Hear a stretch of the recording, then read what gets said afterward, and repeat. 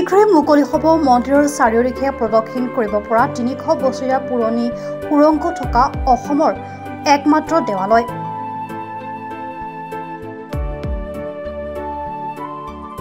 এই একমাত্ৰ দেৱালয়খনে হৈছে উত্তৰ গুৱাহাটীৰ ঐতিহ্যমণ্ডিত ৰুদ্ৰেশ্বৰ দেৱালয়।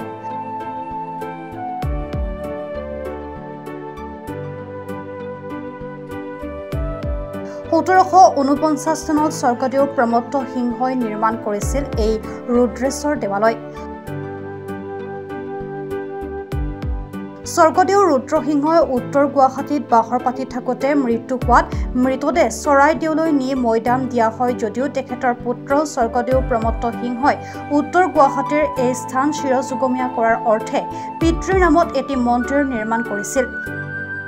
তেতিয়াৰ পৰাই এই স্থান ৰুদ্ৰসিংহ দেৱালয় ৰূপে পৰিচিত হৈ আছে। কিন্তু সময়ৰ গতিত এই দেৱালয় আৰু সুৰংগ পথ জহি খহি যাবলৈ আৰম্ভ কৰিছিল।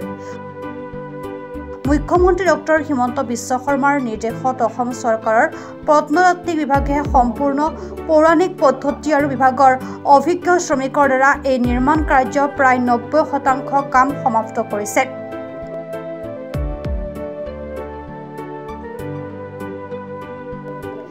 দেৱালয়ৰ নিৰ্মাণত ব্যৱহাৰ কৰা হৈছে চূণ, ইটাগুৰি, বালি, বেল, গুড়, শিলিখা, মাটিমাহ আৰু মিঠিগুটি।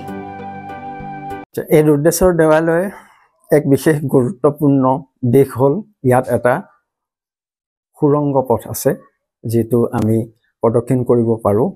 গৰ্ভগৃহৰ চাৰিওফালে আমি প্ৰদক্ষিণ কৰিব পাৰোঁ আৰু ই এক অতি শোচনীয় অৱস্থাত আছিলে। ইয়াৰ ইটাবিলাক খহি গৈছিলে। সুৰংগ পথটোত যাব নোৱাৰি, খুব চাপৰি যাব লাগে। মানুহ এজন থিয় হৈ সম্পূৰ্ণৰূপে খোজকাঢ়ি যাব নোৱাৰি। আৰু এই সম্পূৰ্ণৰূপে এইখিনি আমি সংৰক্ষণ কৰিবলৈ আগবাঢ়িছিলোঁ আৰু বৰ্তমান আমাৰ সংৰক্ষণ কাম প্ৰায় শেষ হৈ গৈছে। গতিকে এইখিনি কৰিব যাওঁতে আমি যথেষ্টখিনি পদ্ধতি অৱলম্বন কৰিব লগা হৈছে, কাৰণ সেইখিনি খুলিব লগা হৈছে।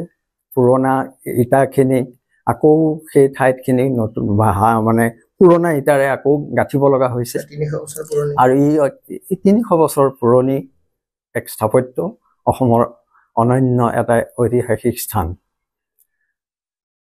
আৰু এইখিনি এই সংৰক্ষণত বিশেষকৈ ৩-৪ বছৰ পুৰণি অভিজ্ঞতাৰ পুষ্ট শ্ৰমিকৰ দ্বাৰাই আমি এই কামখিনি আমি সমাধা কৰিছোঁ। ই যদি সম্পূৰ্ণৰূপে কামটো সম্পূৰ্ণ হৈ উঠিলে নিশ্চয় অসমৰ ইতিহাসত এক সুন্দৰ উল্লেখনীয় এক প্ৰত্নতাত্ত্বিক স্থান হিচাপে জিলিকি যাব। সম্পূৰ্ণ পৌৰাণিক পদ্ধতিৰে কৰা গৈছে। ইয়াত কোনো ধৰণৰ ৰেইনফৰ্চমেণ্ট ৰড ইত্যাদি ব্যৱহাৰ কৰা হোৱা নাই।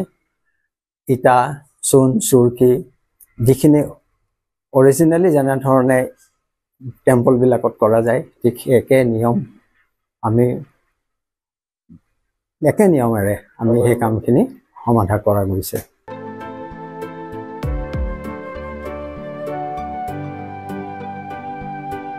News desk report, Bharat time digital. অসমৰ সংবাদ জগতখনৰ বাবে এক সুখৰ খবৰ। আপোচবিহীন ৰাইজৰ কণ্ঠ সাপ্তাহিক কবচ পুনৰ এবাৰ অসমৰ ৰাইজৰ মাজলৈ। স্বত্বাধিকাৰী প্ৰণীতা কলিতাৰ দ্বাৰা প্ৰকাশিত আৰু আপোচবিহীন একাংশ নপুৰণি অভিজ্ঞতাপুষ্ট সাংবাদিকৰ দ্বাৰা প্ৰচাৰিত তথা eco printing press, Guwahati Katabari গড়চুকত মুদ্ৰিত সাপ্তাহিক কবচ এতিয়া অসমৰ বিভিন্ন প্ৰান্তত উপলব্ধ।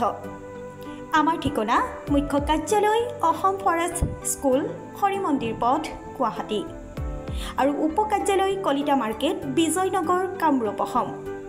মোবাইল নম্বৰ হৈছে 9435114666 70024728813।